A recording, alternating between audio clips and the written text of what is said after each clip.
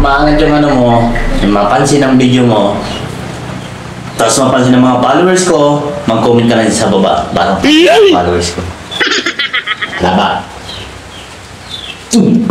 Ano naman yun mga bro-vlog mo naman na papansin-pansin na naman na kung nanunalo na naman daw yun ipaparsahin mo din sa iyong mga followers para mapansin ka lang. Ano, kadapat namin kasi sinasabi ito eh. Na naman? Sabi para daw siya mapansin ng followers ko. Oo. Sa iko, mag-comment lang siya dyan sa baba. Ay, nako pare, sinasabi ko sa'yo pare. Udong-udungan mo yung pare na kakahimo mo si mga content na Erikson pare. Yung mga magpaangat ka ng mga... Alam mo kadapat? Ako, pangit yung ganyan pare. Parang niluluko mo yan pare yung mga audience pare. Yung mga content creator na gustong may mga pangarap sa buhay na gusto mag-vlog. Sa tingin mo kaya pag nag-comment sila dyan, sa tingin mo ipapalo kaya yun sila o kaya papanoorin kaya yung mga video nila? Ganun ba yun? Oo, ganun yun. Pinagdaanan ko yan pare. Pero maraming beses na pinagdaanan ko yan. Pero ano nangyari? Sa tulong ko yan. Wala din. Oh. Ano mo, wala ko nakapansin yun sa mga nag-vlog. Oh. Yung tipong hirap na sila mag-vlog, tapos nanakawin lang. Ninanakaw? Ay, yung mga napapanood natin sa mga yung ibang mga video sa Facebook na merong mga ano, merong mga caption na maraming mga Diba? caption. Pwede naman Totoo yan. manood sila, tapos i-share.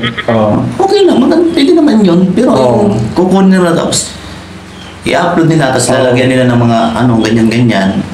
Yung mga nagbablog na ano, Tapos, na nangunguha ng mga video. Yung nagbe-video, magtataka sila kasi walang pumapasok sa kanila. Tapos yung nagnakaw, sa kanila papasok kasi hindi sa kanilang video, pero in-upload nila. Yung gusto mo sabihin parang ano, Ganun. parang yung mga yung ibang mga baguhan ng mga content creator, yung mga content creator na gumagawa ng mga ganyan, parang ninanakaw nila yung video para may mai-content lang sila sa mga sikat na mga content creator, yung gumagawa ng video na original talaga. Yung ba ang ibig mo sabihin? Oo, mga ganun.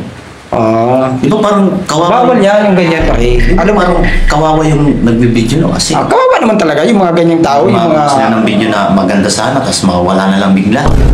Kawawa talaga yan. Hindi totoo yan. Gusto nila sumikaw para sa sarili nila.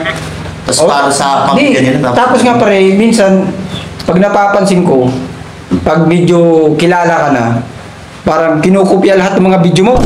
Tapos yung gagawin dyan, pag nakopya na yung mga video mo, siyempre pati sila kikita din.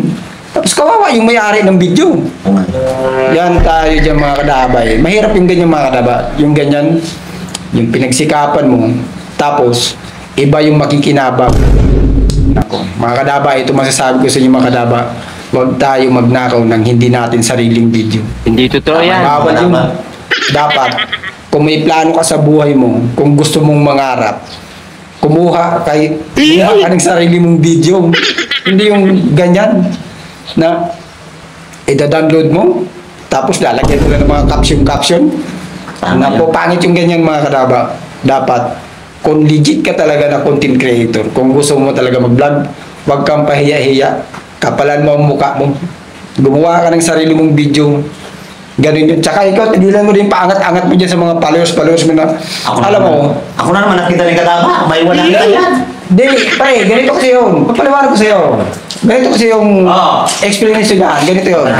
Alam mo kasi, kung talagang engaging yung mga content mo, kung talagang maganda yung mga content mo, papanoorin ka at mabubusan ka ng audience. Kaya kung mabubusan ka ng mga audience, di siyempre, ipapalo ka nila. Pag maganda yung content mo. Kasi base yan pa rin sa mga content.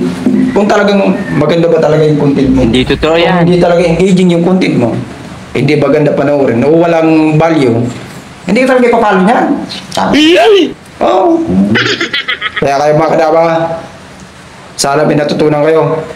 Yun lang kadaba.